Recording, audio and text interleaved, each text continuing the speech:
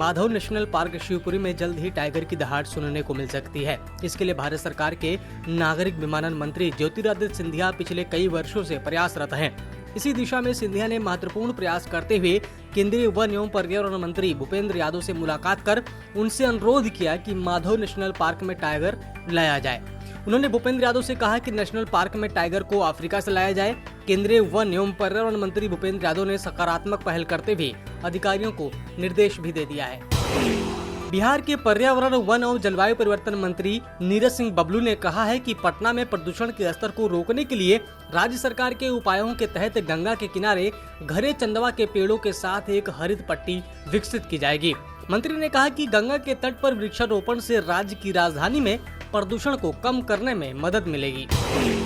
मध्य प्रदेश के मुख्यमंत्री शिवराज सिंह चौहान हर रोज one plant a day के तहत एक पौधारोपण जरूर करते हैं। इसी कड़ी में उन्होंने आज संस्कृति मंत्री उषा ठाकुर के साथ भोपाल के स्मार्ट पार्क में सप्तपर्णी का पौधा लगाया। इस अवसर पर मुख्यमंत्री शिवराज सिंह चौहान ने ट्वीट करते हुए कहा कि आज भोपाल स्थित स्मार्ट पार्क में संस्कृति मंत्री उषा ठाकुर के साथ सप्तपर्णी का पौधा रोपा।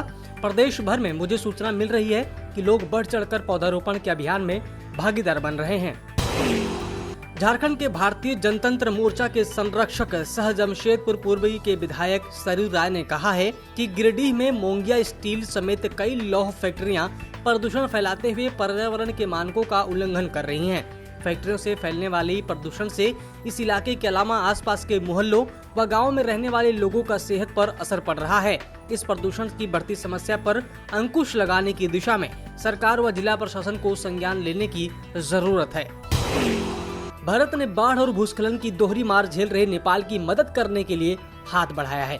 भारत ने 15 बाढ़ प्रभावित जिलों में लोगों की मदद के लिए मानवीय सहायता के तहत नेपाल को 8 करोड़ रुपए की राहत सामग्री दान दी है। राहत सामग्री में 15 जिलों में बाढ़ और भूस्खलन प्रभावित परिवारों के बीच वितरण के लिए टेंट, प्लास्टिक शीट, बिस्तर और दवाएं शामिल हैं। नेपाल में पिछले 3 दिनों से लगातार बारिश की वजह से बाढ़ का कहर बरकरार है।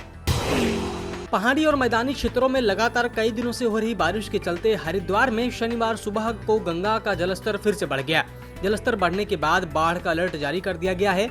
प्रशासनिक अधिकारियों ने भी तहसील प्रशासन को हर गतिविधि पर नजर रखने के लिए कहा है और बाढ़ चौकी पर लेखपालों की तैनाती कर दी गई है। बिहार और उसके आसपास के इलाकों में इस साल लगातार बारिश हो रही है। कई इलाके बाढ़ की चपेट में हैं। इस कारण राज्य की सबसे महत्वपूर्ण फसलों में से एक मखाने की खेती लगातार बारिश और बाढ़ के कारण सबसे अधिक प्रभावित हुई है। देश में लगभग 15,000 हेक्टेयर क्षेत्र में मखाने की खेती होती है, जिसमें 80 से 90% उत्पादन अकेले बिहार में होता है। इसके उत्पादन में 70% हिस्सा सिर्फ मिथिलांचल का है, लेकिन बिहार में हो रही लगातार बारिश के कारण इस फसल को काफी नुकसान होने की खबर है। इस बार बाढ़ और बारिश के कारण किसानों के खेतों से 10 से 20,000 टन मखाने के बीज बहने का अंदेशा है। मध्य प्रदेश के खंडवा में मुख्यमंत्री शिवराज सिंह चौहान ने भाजपा पदाधिकारियों और कार्यकर्ताओं से मुलाकात की और हरसूद रोड स्थित रविंद्र भवन का लोकार्पण किया। भवन के लोकार्पण के बाद उन्होंने पौधारोपण भी किया। इसको लेकर उन्होंने ट्वीट करते हुए लिखा कि प्रदेश के माटी के लाल लोकप्रिय गायक एवं अभिनेता किशोर कुमार एवं अशोक कुमार की जन्मभूमि खंडवा में रविंद्र भवन परिसर में करंज का पौधा लगाया गया।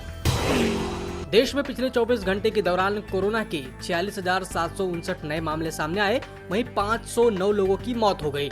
देश में पिछले 24 घंटे में 31,374 लोग ठीक हुए हैं, जिसके बाद ठीक होने वाले लोगों की संख्या बढ़कर अब 3,18,52,802 हो चुकी है। वहीं एक्टिव केस बढ़कर 3,59,775 हो गए हैं।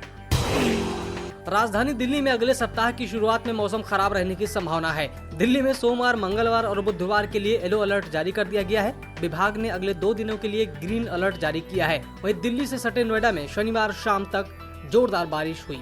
हिमाचल प्रदेश, झारखंड, पूर्वी उत्तर प्रदेश, बिहार, बंगाल, मेघालय, तेलंगाना, तमिलनाडु में भारी बारिश या तो फिर अधिक बारिश होने की संभावना जताई गई है। सब्सक्राइब करें पर्यावरण पोस्ट।